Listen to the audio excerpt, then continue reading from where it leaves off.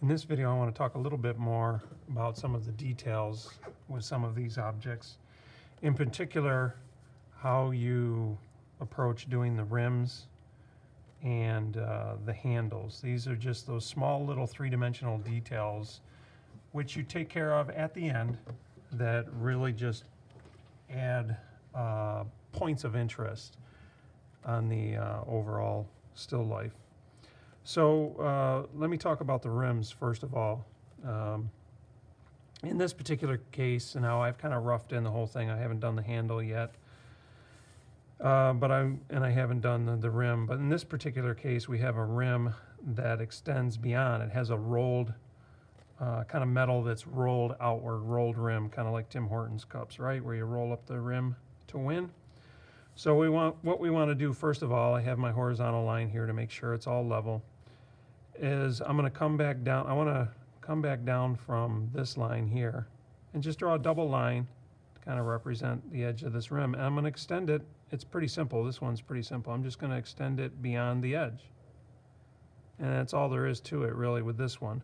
I'm going to draw a line back here. This is kind of a soft line. Usually what happens with the rims, you see more of it in the front and less of it in the back. The light hits, because it's further away from you, so it's smaller, you see less of it.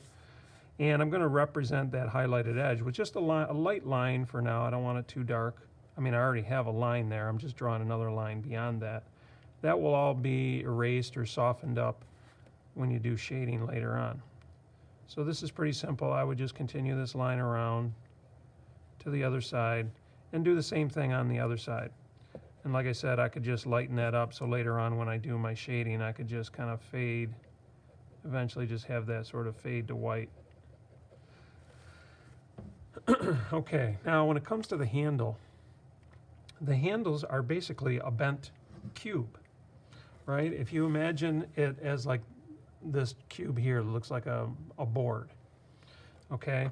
There's a top, and then there's a bottom, and then there's the side. So what we have is just being bent.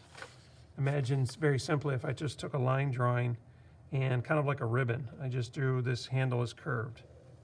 I just curve it like that, and then I draw a second line that crosses over and it kind of comes to the inside like this, and it attaches to the cup at an angle like that, and then there would be a corresponding angle that would kind of finish this off, and it might sort of, because it's rounded, kind of round off. It's just basically like that, and then it's three-dimensional. We give it and you can't see the end, but there's an end, and then there's a side, which would continue, down here like this, and this end would attach to the bottom. Again, it's out of sight, but that's basically what's there. So that's what's happening. So you see that in the handle here, the light is hitting the top, and then it casts a shadow on the inside right here, and then the light does, as it comes around more, and the light then strikes it, and then the side over here that's away from the light source, that's all in shadow, right? And it's all dark up in here. And it's just that the edges are rounded off. They're not hard edges like this, but initially when you draw them, you could draw them as a distinct edge. So if I just finish off this lip here real quick, probably went out a little bit too far. I don't want to worry about that too much, but so, I'm going to look at the negative space right here. That's what I'm going to go by as I start to initially form this. And I'm looking at where it attaches down here. Don't want to come down too far. Okay, and I want to recreate that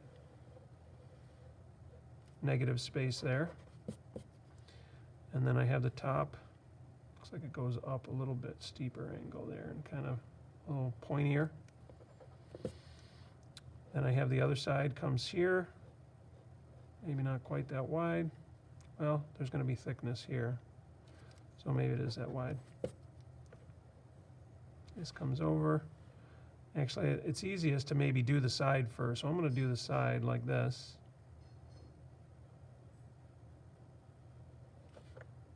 Come around, do the side. Oh, probably is not the best way to do it. No, Sorry, my bad. I'm going to come out here because when I drew the negative space, that's this point right here. So then I've got to skip over to here, and then my side would be here. So this is going to come up. This line here really crosses over and comes to here. This comes around like this in actuality. That's the crossover point there. And then this goes out here. Sorry for that mistake. And then this would come around like this. And then this would just finish off like that. I mean, there's a lot of different ways you can approach that. But that is basically, you know, what's going on with handles, with three-dimensional handles like that. So I want you to practice this, draw that in its entirety, and then you're going to do the same thing. You see the same thing with this. It's just from a different angle. Okay, you have the backside here, and then it kind of disappears. This is just a handle that's going in this direction, okay, coming around like this.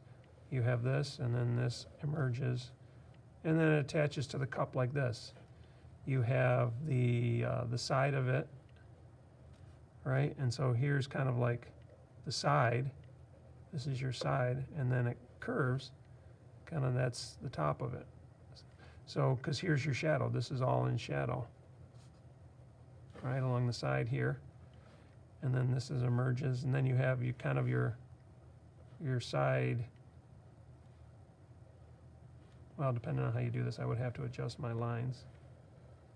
Because you have this here. I've got this crossover. Okay, but, you know, I can erase that. Very roughly, again, that's what's going on there in this case. Not drawn perfectly, but you get the idea.